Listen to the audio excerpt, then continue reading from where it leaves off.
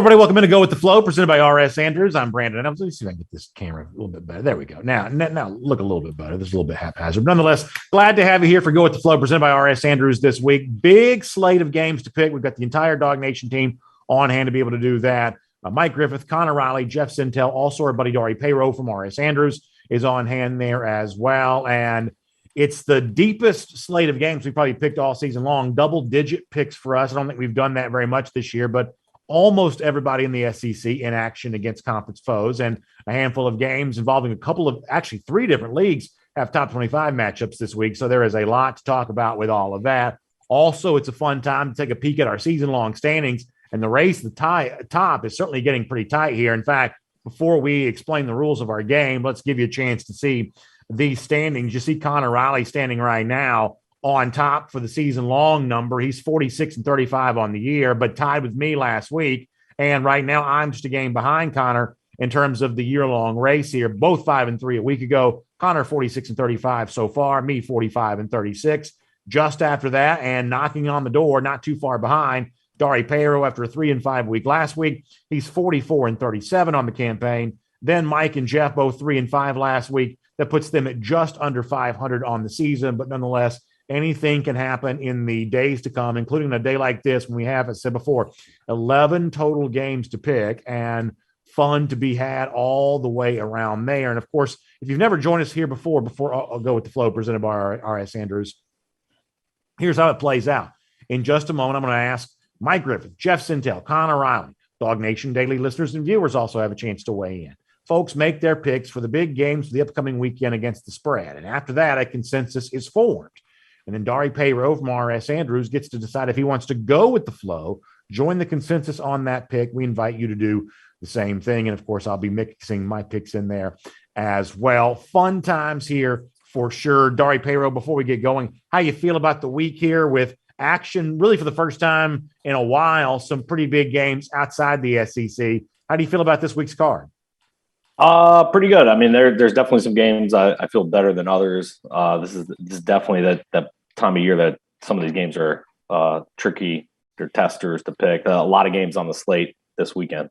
For sure. And so that means we'll try to keep things moving here today, picking a lot of games. In fact, let's start what we always do with the Georgia Bulldogs, this time on the road for the first time in November since the schedule changed from a couple of years ago. They go to Neyland Stadium, expected to be cold. Temperatures in the 40s as a high, could be into the 30s before the game is over with. And also, speaking of highs, Tennessee's offensive performance has been certainly high as of late, including last week, odd box score against Kentucky when the Vols got back to their winning ways and scored more than 40 points in a victory in a game which Tennessee actually had the football for fewer than 14 minutes. So this is an explosive offense that doesn't need time of possession to churn out points. And last week was an example of that. Of course, for Georgia, you know the story by now. Number one with a bullet, 43-6 last week against Missouri, and very little debate right now as to who the best team in the country has been. But are they due for a test? Let's find out with the Vols catching 20 at home. Mike Griffith, give us a start. Yeah, well, full disclosure, this is the only game that I've really studied closely. The number one team takes a lot of attention, and I think this Georgia team is special.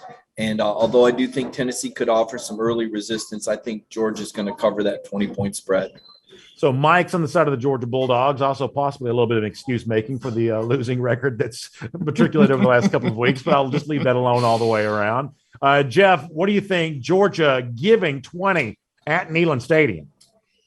Smarmy, guys. We're all smarmy today. I remember, Brandon, when your record wasn't so pretty, you were like, I'm seeing the board good. I got a good feeling about this. I'm seeing the board good. And it turns out I was right when I said that. Oh, yeah. A clock's right twice a day, too. A clock is right twice a day, too, Brandon. I will say this is a big – I think this is a 20, 25-point spread. I think it's something like the South Carolina game. I think Georgia takes this around 23, 25 points. That means give me Georgia and the points. So far, a lot of love for the Dogs. Connor Riley, what do you think? 20 is a lot of points. Yeah, so I'd look back to the Florida and Alabama games where Tennessee was able to hang with those teams for a half, maybe even in the third quarter there, but they just don't have the horses to hang up over the course of 4 quarters. However, I'm going to zag even farther here.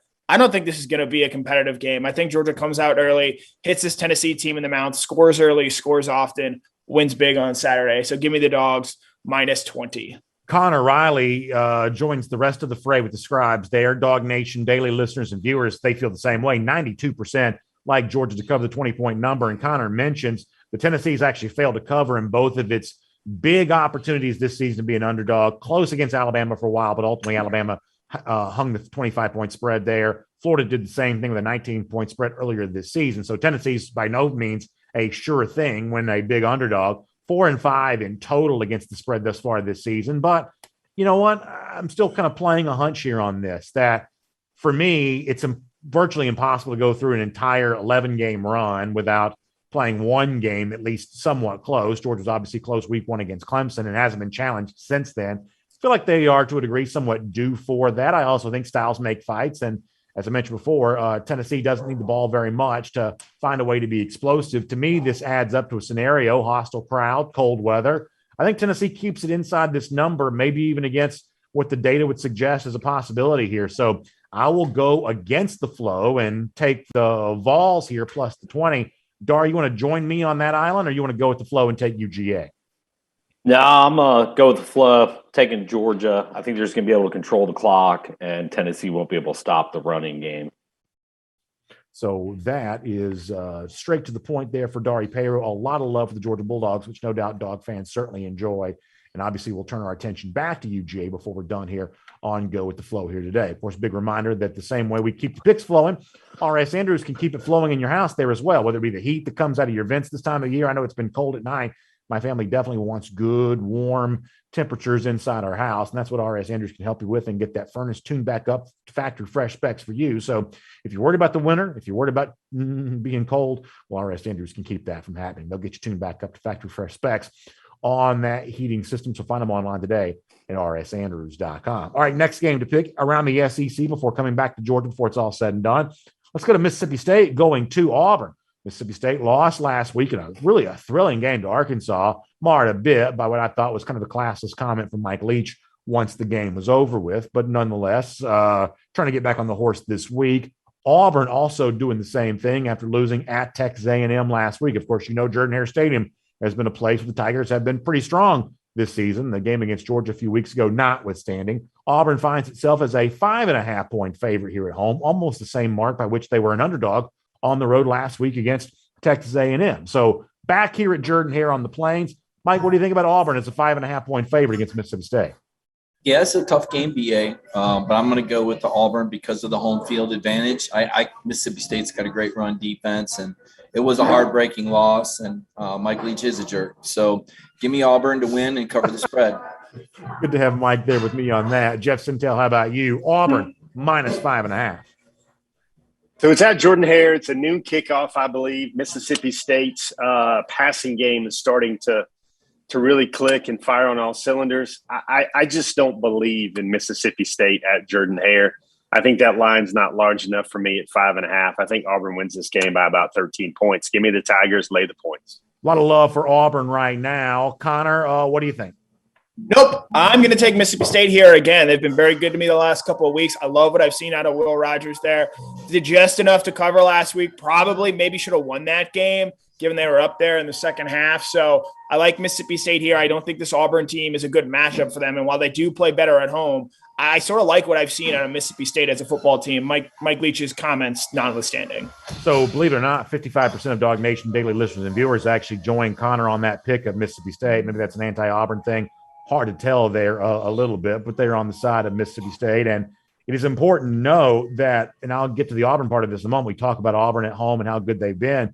Fair to point out, Mississippi State has been very strong on the road under Leach. Remember, they got the cover last week, even in the outright loss to Arkansas. That's three straight Mississippi State has covered on the road. They've also covered in 5 of their last 6 instances on the road there as well. So they're no problem for them when it comes to playing well on the road.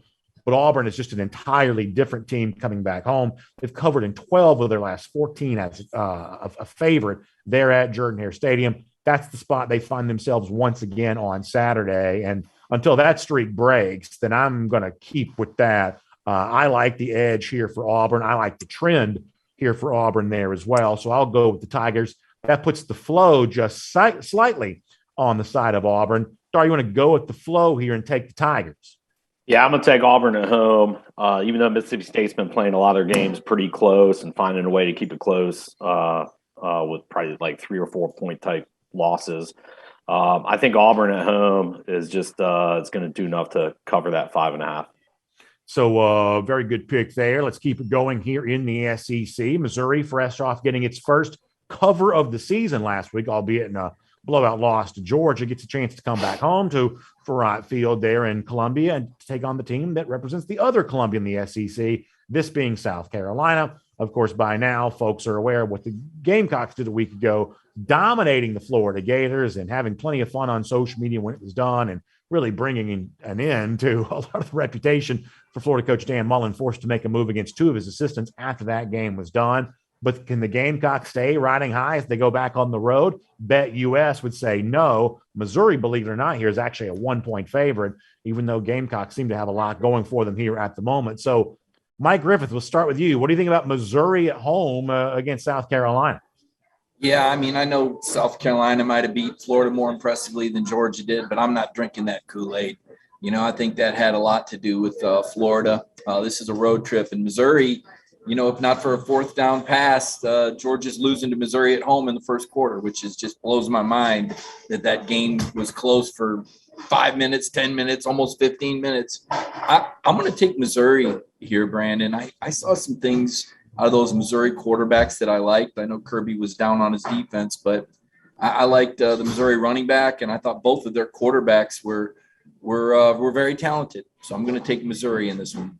So, Mike, on the side of the Tigers, 1-point home favorites against South Carolina. Jeff Sintel, what do you think? Yeah, I think you got Bazelak still maybe not certain for this week as the starter. I see a lot of run game for South Carolina. You got Zaquandre Wright. You got obviously Kevin Harris. They got another very talented young running back coming up as well. I like South Carolina in this one. I think they will get it done. Run travels on the road. I'm not quite certain what Missouri has. I think that stout defensive effort against Georgia was basically the sellout against the run. I don't think they'll apply the same principles. I like South Carolina. Split decision here so far. Connor, break the tie. Love South Carolina here. You look at the way teams have played after playing Georgia, Kentucky, Arkansas, Florida. It took them a couple of weeks to get their bearings underneath them. I think you could see something similar with Missouri this week. And that South Carolina team really impressed me a week ago. Obviously, we talked about on here the quit factor when it came to Florida, but I really like what I saw out of South Carolina. And this is probably South Carolina's best chance at clinching a bowl victory or a bowl berth. I think they know that. I think they're aware of that. And I think they're going to do that on Saturday, beating Missouri in Columbia.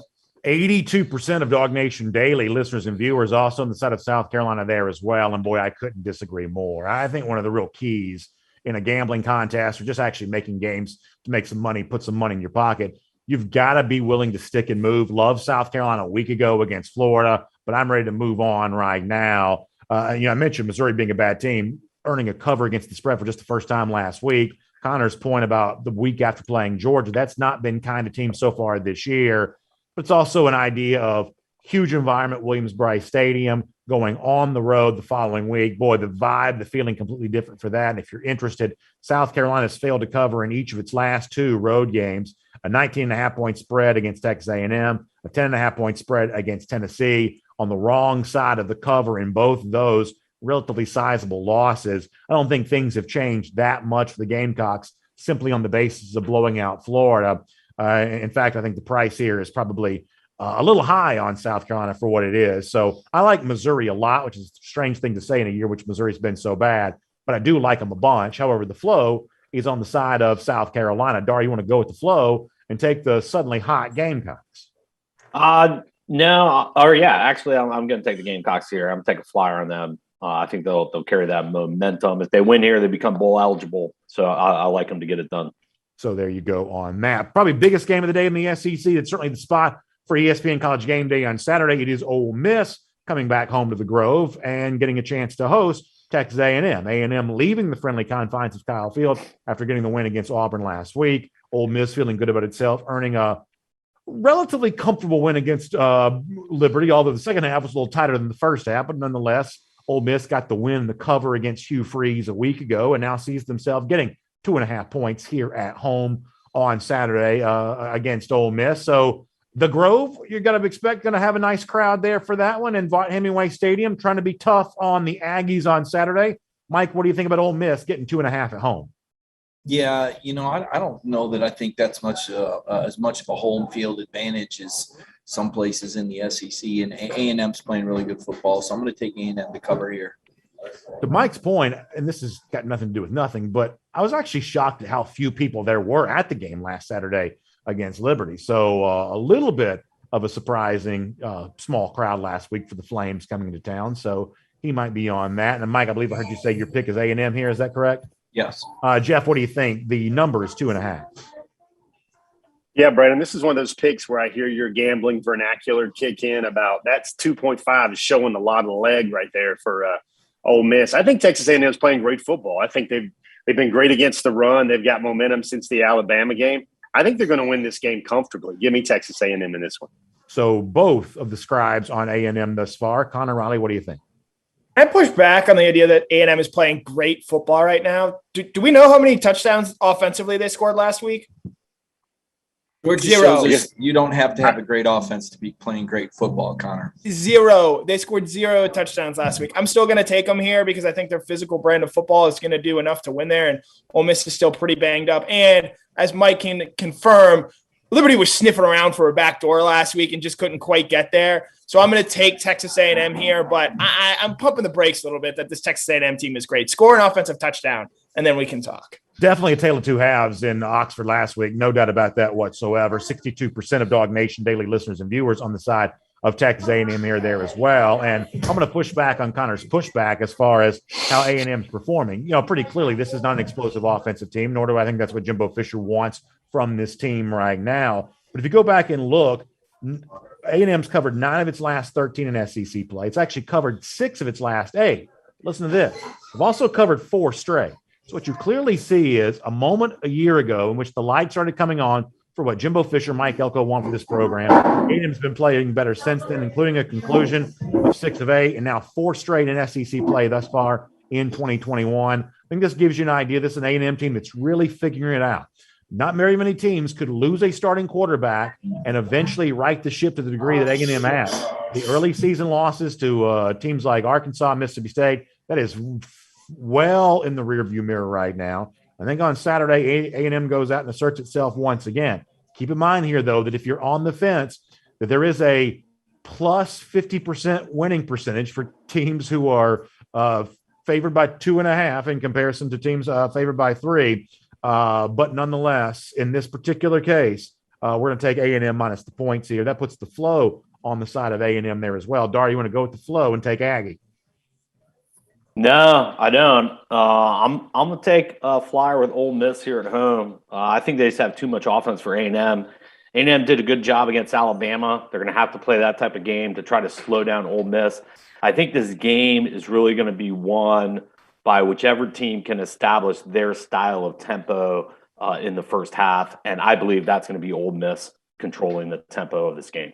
Don't disagree with that at all. Should be quite, or at least I don't disagree with the premise, even if we're on the wrong side of the pick. Next game in the SEC, if you want to call it that, Vanderbilt gets a chance to host Kentucky, 21-point home underdogs. The Kentucky team last week, it was in a wild shootout with Tennessee, and although the result wasn't what you wanted to be if you're a Wildcats fan, certainly it was a return to form for a Kentucky offense that had really played pretty miserably in the weeks prior to that. So can that keep going in Nashville on Saturday? The number is 21. Mike Griffith, what do you think? I can't say what I think. I'd get thrown off the air. Vanderbilt's program makes me want to curse and say expletives because it's just such a crappy program. That's the strongest word I think I can say that's socially acceptable. I wouldn't touch this game with a 10-foot pole. These guys, you never know when they're going to show up. They don't care about football at Vanderbilt, but the moment I pick against them, they decide they want to show up and play games. So begrudgingly, I'll take Kentucky. I'll count on Vanderbilt to be Vanderbilt. And I think Kentucky, they did lose a tough game last week. And I think they're more than 3 touchdowns better than Vanderbilt. So I'm going to take Kentucky. So Mike's on the side of the Wildcats, getting back to some form of its winning ways after a tough loss to Tennessee a week ago. Jeff, the number's 21. What do you think here?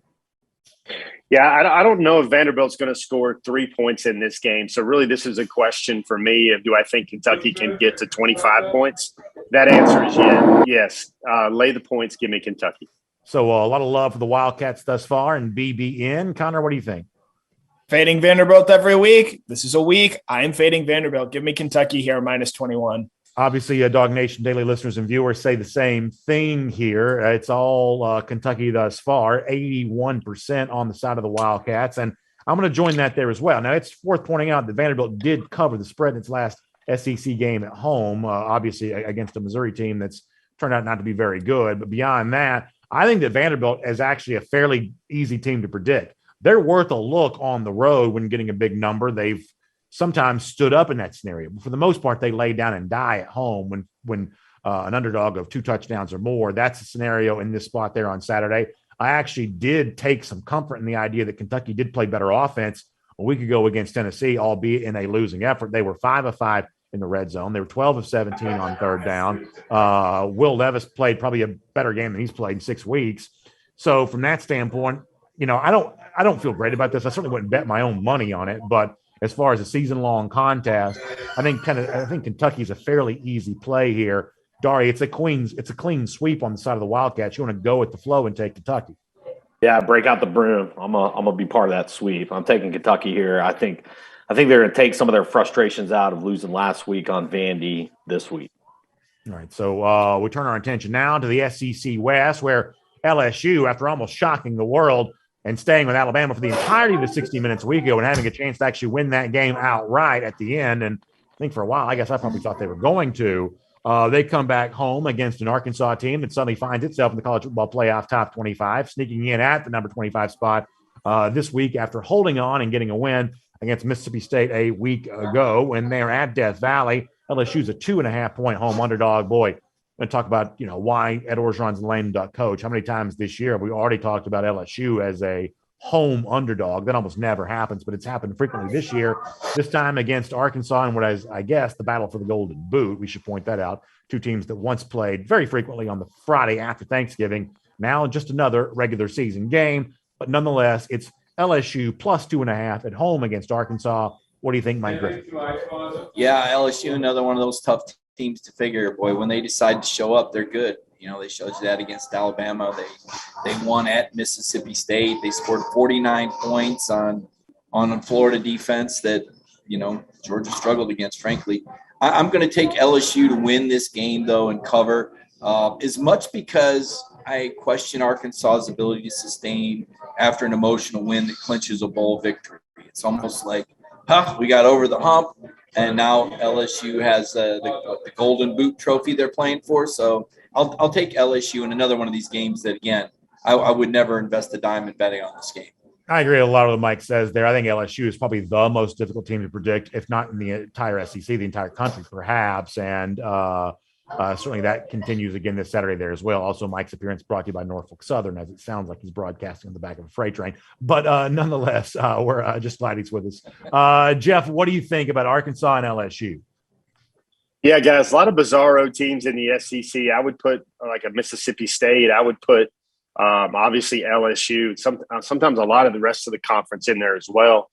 To me, I just think this comes down to being in Baton Rouge. I think Death Valley has an edge here. I think the number is 2.5. I'm not scared of that. I liked how LSU was basically pulling all the stops. I saw something where they blitzed about everything they possibly could against Alabama last week. That shows me that they're really just trying to win and just trying to say heck with it all. I think that type of attitude will be enough to get them by the Fighting Pittmans. Give me LSU. So a lot of LSU love here thus far, which is not quite what I would have expected. Connor Riley, what do you think? Yes, sir! We're going to ride with the Hogs this week. LSU, an emotional game last week against Alabama. We know sort of the body blow theory and how that might factor into this. I know Arkansas played an emotional game a week ago, but I think Sam Pittman wants to continue to make a statement in this season. If he can win this game, he's got a real good chance of getting to 8, maybe 9 wins with a bowl game there. So I like Arkansas here. You wonder where this LSU team might be week to week. They were really good last week, and that means I think they might be due for a little bit of a letdown this week. Yeah, I mean, by the way, Dog Nation Daily listeners and viewers, 77% on the side of Arkansas, as Connor alluded to with the yes, sir. They still love Sam Pittman. That's what you get. And, I keep predicting LSU to quit, or at least I keep banking picks on the assumption that LSU is going to quit on the season. They just haven't.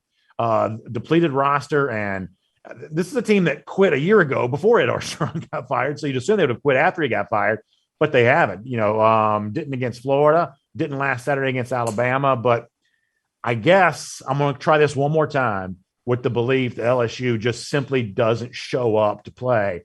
Maybe more likely to be the case after you almost beat Alabama. How do you get back up again after that? Plus, there's a little bit of a physical beatdown once you play the Crimson Tide that Connor kind of alluded to there as well. So I keep going back to this well. It keeps being wrong each and every time.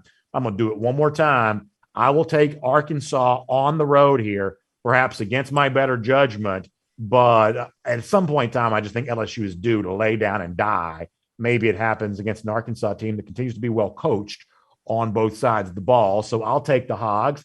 However, that actually puts the flow on the side of Arkansas as well. Dar, you want to go with the flow and take Arkansas? It's always tough to go against LSU as a home dog, but I'm running back with Sam Pittman. He owes me after missing with him the past few picks, so I'm expecting him to get the cover and the win here on the road. So that is Dari Payro. And then, of course, from R.S. Andrews, Dari knows a lot about picking games, but he also knows a ton as well about what's going on with your air conditioning, your heating, your plumbing, electric needs there in your house. Dari Payro can take good care of you on all of that. The rest of the team at R.S. Andrews can do the same thing for you. They show up on time. They do the work that's promised for the price that's promised. That is what you can trust R.S. Andrews to do for you there as well. You can check them out today, and they will take good care of you. All right, let's turn our attention now to another game. Actually, that's it for SEC play. So we're going to step out now and do something we have not done much this year. There have not been, in a number of weeks, very many games involving top 25 opponents outside the SEC. But this week, we have 3 different conferences that provide a game of that magnitude. So let's start in the Big 12, where Oklahoma, a fresh off an off week a week ago, and a fresh off remaining at number 8 in the college football playoff top 25, 2 consecutive weeks. Dar, are you okay? Hopefully everything's okay with Dari there. He looks like he's going to go find another place to be. Are you okay, Dari? I don't think you can hear me. But nonetheless, it's Oklahoma going to the banks of the Brazos River there in Waco, Texas, to take on the Baylor Bears. Baylor, a 5.5-point home underdog here against an Oklahoma team that suddenly feels like it's got a lot to play for, and suddenly trying to showcase Caleb Williams and what could end up being a late season push for Heisman Trophy for the Oklahoma quarterback. Sooners and Bears. What do you think, Mike Griffith? The number here is 5.5. I'm going to take Oklahoma. Again, out of conference game, only a pretty shallow review of the facts here. As much as I like the Baylor program, Dave Aranda, I think Oklahoma's got momentum, so I'm going to take Oklahoma to win and cover. So that is Mike Griffith on the side of the Sooners. Jeff Sintel, what do you think? Yeah, so many games going through here. I don't even feel like we've seen Dari crack his beverage open yet. So I think that maybe that's what we're waiting on for. Dari's going to go get him a beverage. But I just know this. I actually did some research on this one game this week because I really had no earthly idea, besides saying great things about Caleb Williams. I went back to this number. I found out that Oklahoma is 18-2 on the road over its last 20 road games. They probably only play on the road in conference unless they're at a neutral site. Give me Oklahoma. Give me another banner reel of highlights for Caleb Williams. Boomer. So Boomer Sooner for both Jeff and Mike. Connor Riley, what do you think? I was all set to pick Baylor this week. I love this Baylor team and what they're doing there. I think Dave Aranda, if Mel Tucker decides to stay at Michigan State, I think that's who LSU should go hire. Do you guys know who Chandler Morris is? Do tell. He is the son of former Arkansas head coach Chad Morris. He's the quarterback at TCU. He is a 4-star, 3-star recruit, depending on the service you use. Last week against this Baylor defense, by himself, he rolled up 531 yards and 3 touchdowns. Now you're going to go face that defense against Caleb Williams. I like Oklahoma here because I think Caleb Williams is going to do similar things, even if Baylor may have been looking ahead there. And they do have the banks of the Brazos River behind them. It's another example of a TCU team with a lame duck coach. Actually, in this case, Patterson's just gone all the way around. But continuing to play a little well, even without their head coach in place there. So a good point there for the son of Chad Morris, who's done some nice things there for the Horned Frogs. By the way, the post Zach Evans there, I guess, in TCU there as well. Or is he still playing? Honestly, I'm not even sure. Whatever. He's still on the team, but he did not play last week. Okay, so there you go. An update on all of that.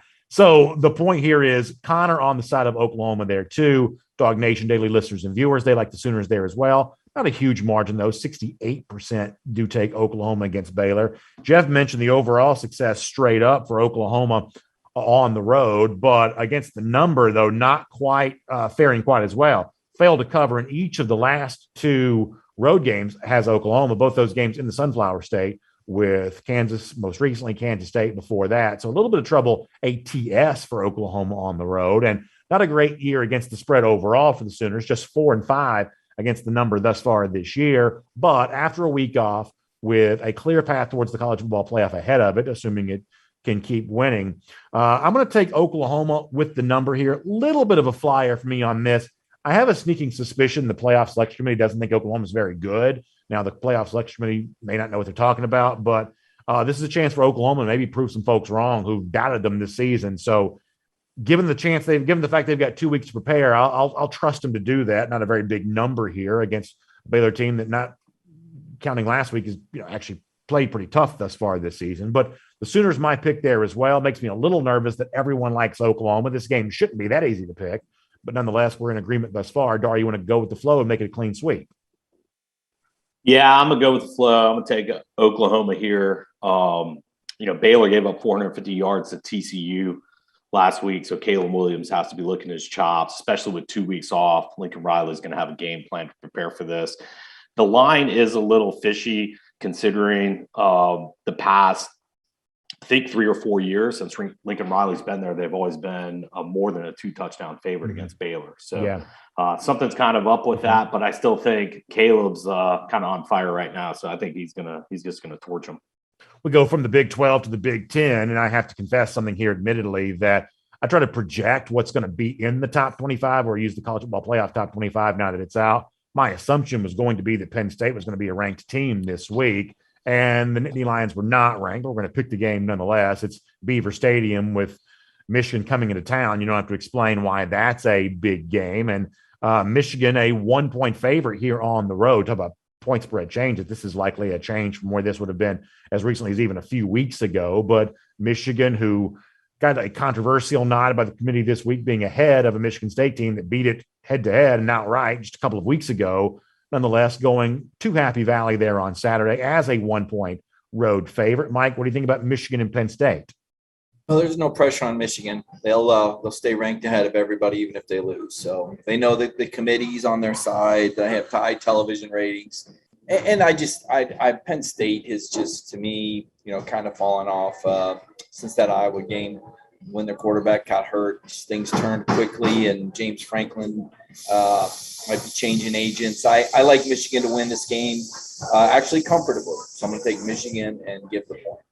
So Mike Griffith on the side of the Michigan Wolverines. Jeff Sentell, what do you think?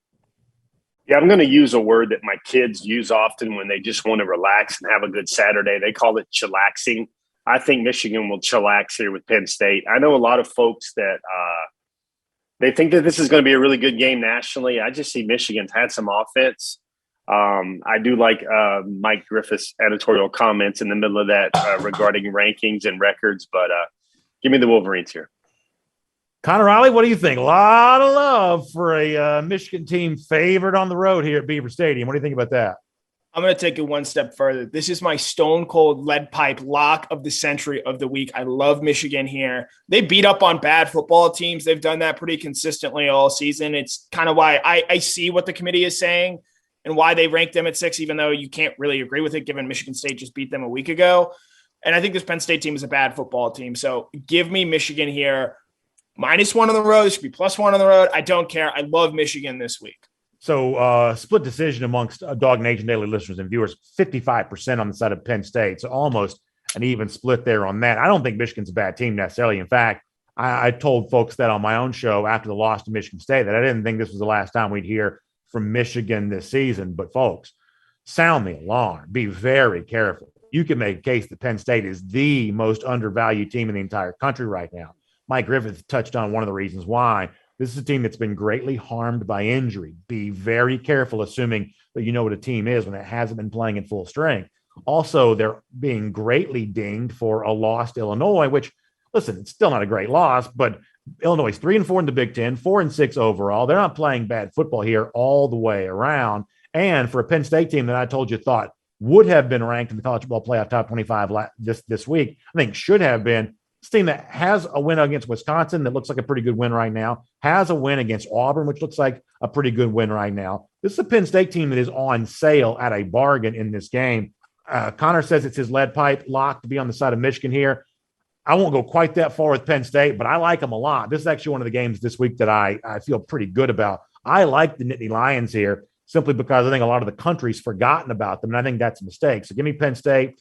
The flow, though, on the side of Michigan. Dar, you want to go with the flow with the Wolverines? No, I like the Nittany Lions at home here. They've had an up and down year.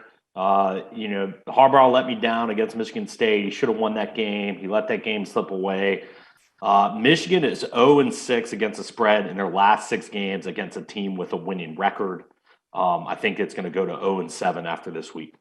So one more game in the Big Ten that does truly involve 2 ranked opponents on Saturday and a fresh entrant into the top 25. That is Purdue in at number 19 this week after continuing a pretty remarkable run. No team in the history of college football has more wins against top 5 opponents while unranked than Purdue, getting another one of those last week there against Michigan State. But they find themselves in the top 25 this week, taking on Ohio State team that is obviously looking to show that it's better than what it looked the last couple of weeks. Certainly last week against Nebraska, the week prior to that against Penn State. By the way, there's that team again. But nonetheless, an Ohio State team trying to flex here a little bit as a 20-point home favorite. Mike Griffith, what do you think about Ohio State here minus the 20 against a team that's come to be known as the spoiler makers? What do you think, Mike? Yeah, Ohio State's got too much talent for Purdue. They pulled a rabbit out of their hat last week against Michigan State with some really great football plays. But after an emotional win like that, things have a way of leveling out. And Ohio State's got some explosivity on the perimeter. So I'm going to take the Buckeyes to cover and give Connor that tip so he can follow along and take the Buckeyes also. What do you think, Jeff Sintel, Ohio State minus 20? Yeah, Rondale Moore, last time I checked, is not playing in this game. We'll remember the theatrics from him a few years back. This is a barometer game for me with the Buckeyes. I think if they make this number, they put up a 25, 30-point victory. I think they really have some sizzle to get in the Final Four of the college football playoffs. I like the Buckeyes. I like the way they're rolling with getting their receivers, especially their elite receivers rolling. Give me Ohio State here, fellas. So that is Ohio State. Connor Raleigh, what do you think? Big number in Columbus. First of all, Mike, if I were following your picks, I'd be in 4th place right now with, I believe, a below 500 record. And I'm clearly not that, as I am in 1st and have the best record of the picks here. Second of all, Jeff, you mentioned no Rondale Moore. Purdue also has a really great receiver in David Bell, who's been able to put up chunk yardage and do a lot this year. Third, I actually would like Purdue to maybe outright win this game, but the committee ranked them knowing they would take away Purdue's superpowers by no longer having them as an unranked team. But this Ohio State team, again, they've struggled to score in the red zone regardless of the opponent. This defense I still don't trust, and I think as we saw last week against Michigan State, this Purdue offense can put up points. So give me Purdue here plus the 20, even though this game is on the road. So there you go, Connor Riley. That is a very bold pick.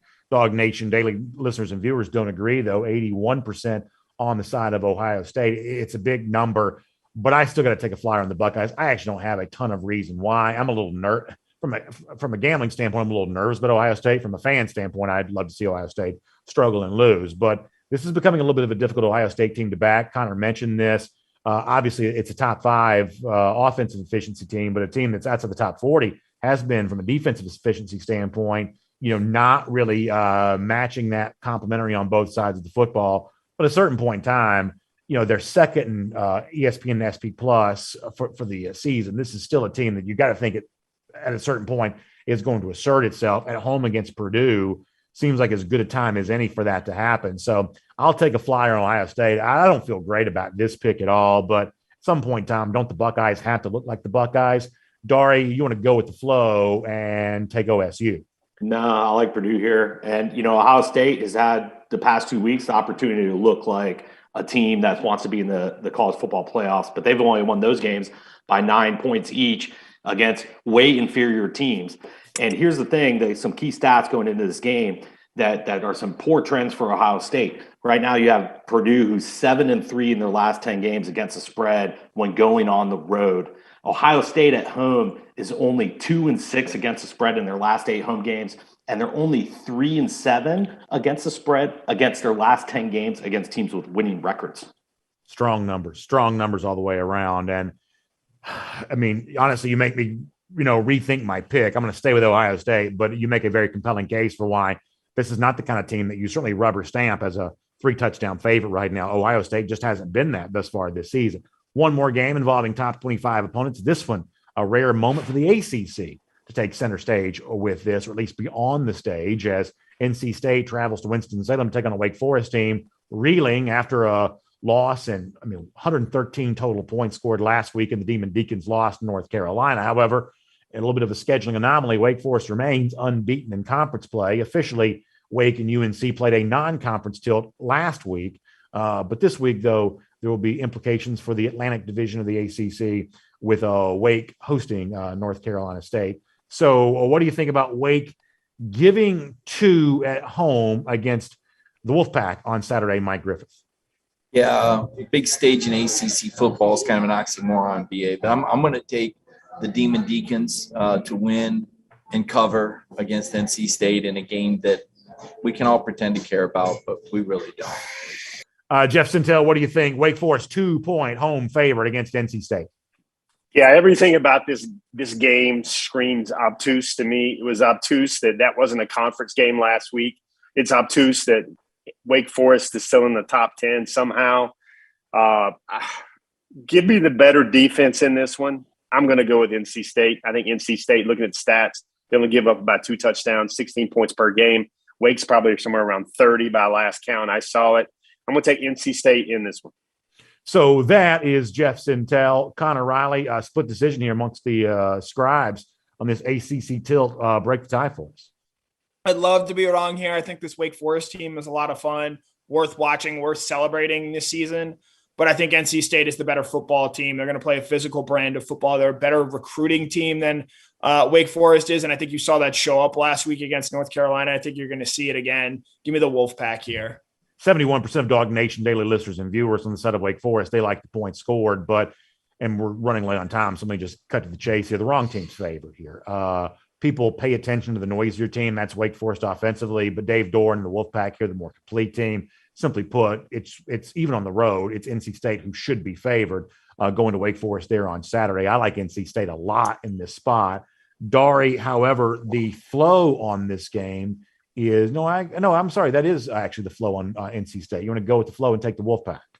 No, I'm going to come and take Wake here to bounce back after a tough loss to the Tar Heels. One of the key stats for me, Wake Forest has owned NC State. They are 10-1 against the spread in their last 11 home games against NC State. So I'm going to ride that and their offense to get the win here by more than 2. We'll turn our attention now back to the Georgia Bulldogs on the road at Tennessee on Saturday with a pretty hefty number next to the name, just given the fact that Georgia's such a strong defensive team. Total set at 56 for Dogs and Vols in the cold at Neyland Stadium. Mike Griffith, what do you think here? Well, Tom Crean is 4-0 in home openers as the Georgia basketball coach, and they were able to score more than 56 points last night in beating Florida International. Kirby really doesn't like Tennessee, and I think that might be enough to get him to throw the football and get out of the prevent offense. I'm going to take I'm going to take Georgia and the over here. I think Georgia's going to put up a lot of points in Neyland Stadium. So that is Mike Griffith. Jeff Sintel, 56 is the number. Yeah, I don't think that football is going to be thrown around much, at least on Georgia's side. I don't know if Tennessee will ever have the ball. This kind of feels like a 38-13 game. I remember my math. I think this game's going to go under, fellas. Connor Riley, 56. I'm going to continue to play the most dangerous game. I'm going to take Georgia as a big favorite, and I'm going to take the under here. It's been good to me recently, and so I'm going to ride with the under here, even though I could very much see a scenario where Georgia scores 56 points on its own this weekend. 61% of Dog Nation daily listeners and viewers also on the side of the under. Dari, for me, the under is a rubber stamp for me. You're talking about 4 or 5 weeks in a row of Georgia being back to being an under team once again after a long stretch a year ago where that was very close to a given. So until given a reason not to, even though I expect Tennessee to score some on Saturday, until given a reason not to, I'm still going back to the under again for Georgia games for the foreseeable future. Do you want to go with the flow and take the under? Yeah, I'm going to take the under here. Georgia has gone under in their last 5 games, and 10 of Tennessee's last 13 that they played at home have also cashed in on under. Great stat. That's a great stat. Obviously, kind of running contrary to what you might expect there. So fun week of picks here. Obviously, one of the main ways to make sure you also enjoy your weekend is if you have some sort of issue, your water heater goes out, something like that, trust RS Sanders. In many cases, they can replace it for you the same day. So go ahead and reach out today, get that thing fixed so you can be ready to go for a fun weekend. RSSanders.com for a lot more on that. Enjoy all the games this weekend. Picks from the SEC, from the other conference there as well. You can really tell the month of November is here because the slate is getting bigger with major implications for the playoff top 25 and the race for conference championships there as well. Also, big thanks to our friends at BetUS for providing the point spread data for us here today. Enjoy the games here this weekend. Best of luck with your own picks. We'll see you back here again next week at this same time for Go With The Flow, presented by RS Andrews. We'll look forward to talking to you then, everybody.